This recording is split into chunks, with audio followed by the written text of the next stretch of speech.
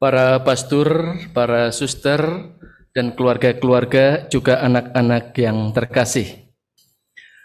Paus Fransiskus mencanangkan tanggal 22 sampai dengan 26 Juni pada hari ini sebagai pertemuan keluarga internasional, pertemuan keluarga sedunia. Jadi sekarang ini seluruh dunia di kuspan-kuspan mengadakan acara, termasuk kita ini. Saya sangat kagum sekali hari ini keluarga muda dan juga keluarga Medior kumpul bersama selama 9 jam bersama dengan anak-anak, mulai dari jam 9 pagi sampai nanti jam 6 setelah Ekaristi. Suatu pertemuan yang sangat indah sekali. Bahkan di sini juga ada bukan hanya keluarga muda, juga ada imam muda. Kalau kami disebutnya dengan imam batuta, imam di bawah 7 tahun. Bukan balita, tetapi batuta. Juga ada imam medior di sini juga. Kalau suster-suster di sini berempat pasti suster senior. Ya. Kita kumpul bersama di sini. Lalu kita berkumpul bersama di sini dan ditutup dengan Ekaristi. Paus mengharapkan apa dari kita? Paus tentu mengharapkan agar keluarga-keluarga sungguh menjadi saksi kehidupan, baik di tengah-tengah keluarga maupun di masyarakat. Maka tema pertemuan keluarga sedunia ke-10 ini bertema kasih keluarga. Kasih keluarga itu pasti kasih orang tua terhadap anak-anak, atau anak-anak terhadap orang tua, atau juga terhadap nenek-nenek dan kakek-kakek. Ya, panggilan jalan kekudusan. Mari kita raih kesempatan tadi selama 9 jam kita bertemu bersama sampai nanti setelah Ekaristi. Tujuannya apa? Kita dipanggil untuk menjadi keluarga yang harmonis, keluarga yang bahagia, dan akhirnya sampai menuju kekudusan. Sama dengan para imam, para suster memilih jalan panggilan ini adalah untuk juga menuju kekudusan. Ditampilkan satu keluarga kudus kan menuju kekudusan. Tentu harus ada contoh, ya. Ditampilkan keluarga kudus, keluarga Yesus di Nazaret, ya. Yesus di Nazaret bersama dengan Bunda Maria, bersama dengan Yusuf. Apakah keluarga kudus ini mempunyai problem? Tidak. Punya, pasti, betul. Ya. Keluarga kudus pasti mempunyai problem. Kalau kita memperhatikan perjalanan Yusuf dengan Bunda Maria, problem terbesar mereka itu apa? Problem terbesar mereka adalah ketika Yesus usia 12 tahun itu hilang. Bayangkan ya, anak kita hilang itu problem besar ya. Kecuali kalau orang tuanya cuek ya, terserahlah anak mau meninggal juga atau apa gitu. Tapi saya yakin keluarga Katolik kalau anak hilang sehari saja pasti pusingnya minta ampun. Ini Bunda Maria dengan Yusuf, anaknya hilang selama 3 hari. Bayangkan. 3 hari hilang. Pasti mereka mengalami ketidaktenangan. Pasti mereka mengalami juga kekhawatiran, ketakutan. Tetapi mari kita belajar dari keluarga kudus ini apa yang menarik. Yang menarik adalah ketika mereka menghadapi problem yang berat, mereka tidak saling menyalahkan. Kamu sih ibunya nggak bener, ngurus anak-anak nggak bisa, gitu ya. Kamu juga bapaknya nggak bener, ngurus anak nggak bisa. Maria dengan Yusuf tidak saling mempersalahkan. Tetapi ketika menghadapi problem yang berat, mereka mencari solusi, mencari penyelesaian. Yuk kita sama-sama mencari penyelesaian bersama. Dan ternyata setelah 3 hari, Yesus ditemukan di Yerusalem. Sebetulnya jarak Nazaret menuju ke Yerusalem, kalau kita naik bis itu 1,5 jam. Tapi kalau di kitab suci dikisahkan sehari perjalanan penuh. Sehari itu, ya. Mereka kalau pergi bersama-sama, anak-anak di depan, ibu-ibu di tengah, bapak-bapak di belakang, berjalan sehari perjalanan jauhnya. Tapi mengapa Maria dengan Yosef sampai 3 hari? Pasti perjalanannya itu keliling kampung-kampung mencari Yesus. Dan yang menarik adalah ketika mereka menghadapi kesulitan, mereka melibatkan Tuhan. Ini yang penting. Saya yakin Bapak Ibu ketika mengucapkan janji perkawinan, Tuhan hadir di situ dan Tuhan tidak salah mempertemukan Bapak Ibu bersama ini. Dan Tuhan akan bertanggung jawab terhadap janji perkawinan kita. Kalau sekarang saya sebagai imam, janji imamat menyerahkan diri kepada Tuhan. Suster juga sama dengan kaul kekal. Saya yakin ketika kita menyerahkan diri kepada Tuhan, Tuhan akan bertanggung jawab terhadap panggilan kita kalau kita menyerahkan itu semua. Tadi pagi saya misa perkawinan di Supratman. Lalu setelah perkawinan itu kan kalau ke Supratman itu kayak Taman Eden ya. Waduh, kayak Taman Firdaus gitu ya, bagus sekali. Nah, saya ada kesempatan untuk saya juga berdoa di sana. Ketika saya berdoa di taman, berdoa kepada Santa Ursula dengan Santa Angela yang masih kecil, gitu ya. Saya lagi berdoa di situ, tiba-tiba ada seorang ibu. Seorang ibu datang, lalu dia hanya membuat tanda salib, lalu pergi lagi. Setelah itu saya pergi jalan dan si ibu itu mendekati saya. Lalu apa yang terjadi? Si ibu itu langsung menangis gitu ya. Kenapa nangis gitu ya? Ternyata apa? Pastor, Tuhan itu tidak adil. Kaget juga. Tuhan tidak adil. Saya mempunyai 3 anak laki-laki, katanya begitu. Dan anak yang kedua ini dipanggil oleh Tuhan dan saya tidak siap. Sampai sekarang saya tidak ke gereja dan tidak mau terima tubuh Kristus. Peristiwa-peristiwa keluarga dalam kehidupan kita sehari-hari bisa datang kapan saja. Ya.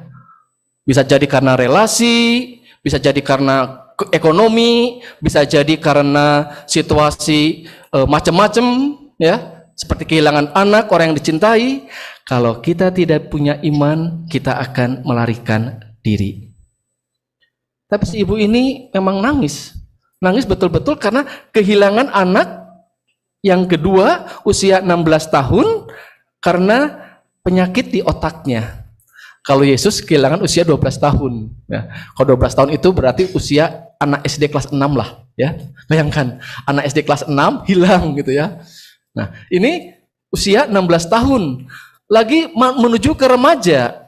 Dan dipanggil oleh Tuhan karena penyakit dan dia tidak siap. Ketika saya mendengarkan peristiwa yang nyata tadi pagi ini, saya merenungkan kembali. Tuhan, kok hari ini pas pertemuan keluarga sedunia dan ternyata hidup berumah tangga, hidup berkeluarga banyak sekali problem-problem, masalah-masalah. Kalau kita tidak kuat imannya, maka kita akan melarikan diri. Maka kami bersyukur sekali Komisi Keluarga yang hari ini mengumpulkan bersama, memberi contoh teladan. Memang ini dari 30 paroki dikumpulkan, tidak semuanya. Ya, salah satu saja. Nanti setelah kegiatan di sini, diharapkan apa yang kita alami di sini bersama dengan anak-anak selama 10 jam, ya. Tadi ada pembinaan untuk yang keluarga muda, ya. Ada juga untuk keluarga medior, ada juga untuk anak-anak yang masih muda dan juga yang remaja. Semuanya dibina di sini selama kira-kira 10 jam, bisa disampaikan di paroki-paroki. Bapak Ibu di sini yang hadir di sini mengalami selama di sini, ya, mengalami selama 10 jam. Lalu pengalaman di sini yang begitu indah, yang betul-betul kita rasakan bersama, Roh bekerja di sini.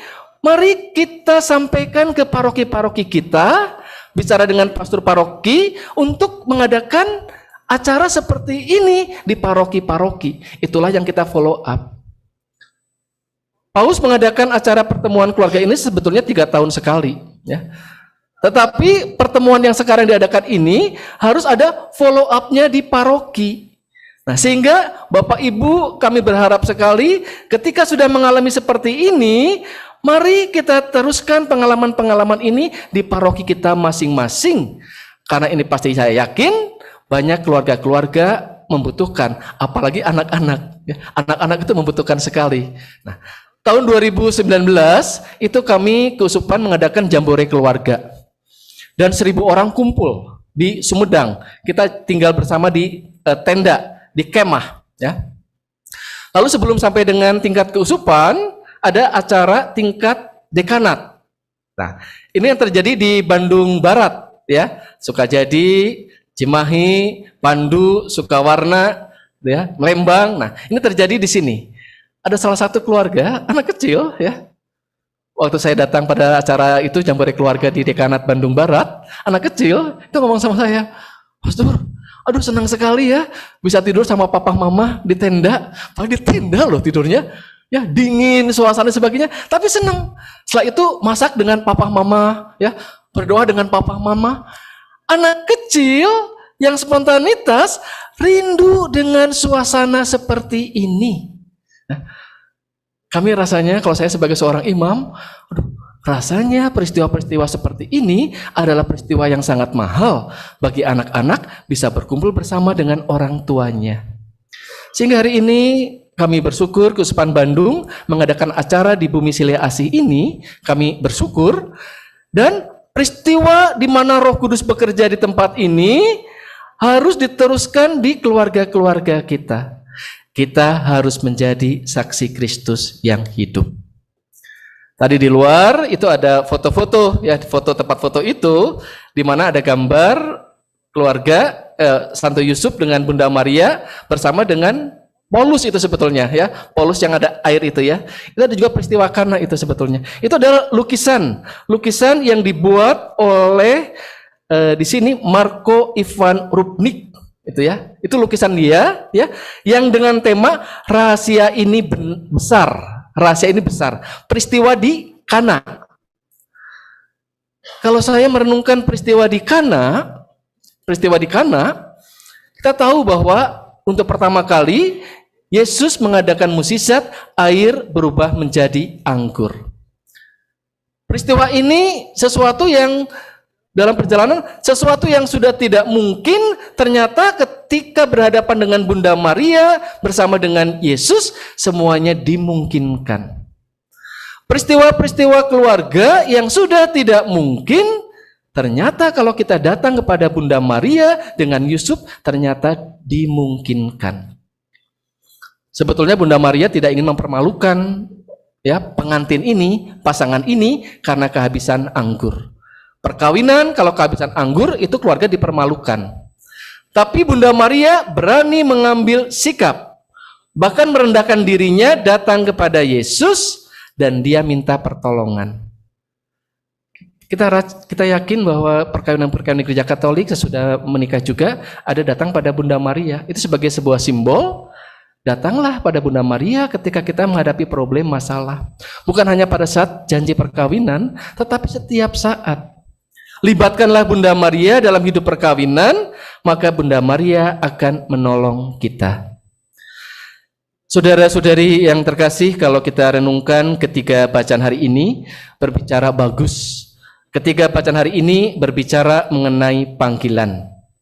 Bagaimana dalam bacaan pertama Nabi Elisa dipanggil oleh Tuhan dan menjalankan rencana Allah. Dalam bacaan yang kedua, bagaimana Rasul Paulus juga dipanggil oleh Tuhan. Maka dalam lukisan tadi itu juga gambar Paulus mencurahkan air, mencurahkan darahnya. Ada pengorbanan, dipanggil oleh Tuhan. Dan dalam bacaan Injil juga, Yesus memanggil kita semua. Panggilan adalah sebuah pilihan. Panggilan hidup berkeluarga, sebuah pilihan. Panggilan hidup pembiara, sebuah pilihan. Panggilan menjadi imam juga sebuah pilihan. Dan ketika kita berani memilih bersama dengan Tuhan, Tuhan akan bertanggung jawab terhadap pilihan kita ini. Ketika mendengarkan ketiga bacaan ini, saya ingat akan Suster Teresa dari Kalkuta. Suster Teresa pernah menulis sebuah tulisan, dikatakan dalam tulisan itu, kita semua dipanggil oleh Tuhan bukan untuk menjadi sukses, melainkan untuk menjadi setia. Dan memang dalam perjalanan Suster Teresa juga meminta kepada para pengikutnya bukan hanya ketiga janji itu, kemurnian, ketaatan, kemiskinan, tetapi ditambah dengan kaul yang keempat, yaitu kesetiaan. Bagaimana kesetiaan menjadi kekuatan bagi panggilan kita. Saudara-saudari yang terkasih, mari kita berjuang. Saya sungguh merasakan kehadiran keluarga-keluarga memang tidak mudah untuk menjalankan kehidupan ini, kalau kita berjalan sendiri. Tetapi ketika kita berjalan bersama dengan Tuhan, semuanya akan dimudahkan, dan kita percaya Tuhan sungguh-sungguh terlibat di dalam panggilan kita, baik dalam hidup rumah tangga maupun hidup imamat. Pesan Paus hari ini, mari kita sungguh-sungguh menjadikan keluarga-keluarga Katolik menjadi saksi yang hidup untuk kita di tengah-tengah keluarga dan juga di masyarakat. Pengaruhi semuanya menjadi keluarga yang harmonis, keluarga yang bahagia, keluarga yang beriman, seperti keluarga kudus di Nazaret. Mari kita hening sejenak.